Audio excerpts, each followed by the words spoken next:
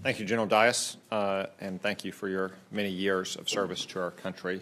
Since you concluded, we'll keep you first in the chute here. Let's start with the threats that we face, so we can talk then about the strategy we need to counteract those and the modernization approach to implement that strategy.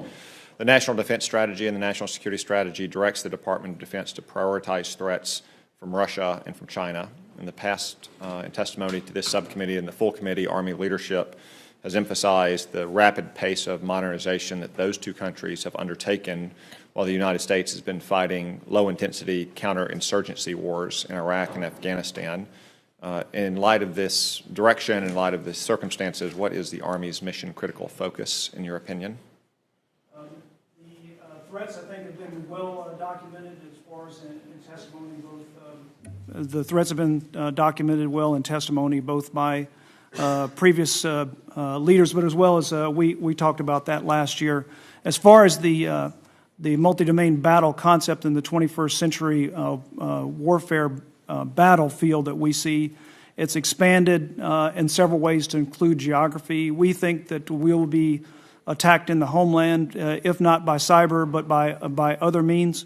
That we'll have to, because our forces are mostly stationed in the United States, deploy to areas in which we will conduct those operations. That us and the Marine Corps see that the close fight is certainly common considerations for both of us, the Air Force establishing joint bases and establishing air dominance in an integrated air and missile defense capability, A2AD environment. And we're going to be contested in all domains. It's going to be increasingly lethal on the future battlefield, that it's going to be increasingly complex with urban cities and dense urban terrain, and that our deterrence is going to be challenged. And quite frankly, we want to make sure that deterrence is forefront in our problem statements so that we don't have to fight a war or an armed conflict. Thank you. General Anderson, the Vice Chairman, General Silva, in recent media interviews recently elaborated on the national security and national defense strategy, looking at the threat of China and Russia, explaining that China would be predominantly a maritime and air operation, whereas a threat from Russia, most likely in the European theater, would be primarily an air and ground operation. Can you elaborate on what that means for the Army's future modernization plans?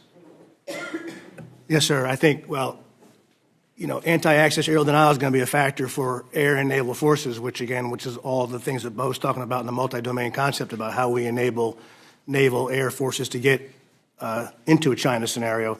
I think what you both mentioned in your opening comments, all things long-range fires, all things ballistic missile defense, all things armor are huge capability gaps, I think, to fight the China challenges that are posed in the NDS, which are the threats against Taiwan, South China Sea, the Russia threats against NATO, both of their aspirations from a nuclear scenario, and then you throw in the North Korean nuclear scenario, you throw in the terrorism and the counter-WMD scenario, and then you throw in the information environment. I think that reinforces all of our efforts in the multi-domain fight of how you do offset and how do you potentially achieve the ability of an Army capability to sink a ship at sea, from afar. And I think as we work those capabilities, that will very much play out in the China scenario. And I think everything we've talked about fits into the Russian piece about countering armored formations coming across Eastern Europe.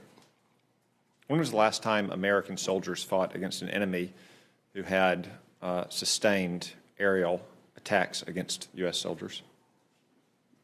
Never. What's the state of our air defense artillery?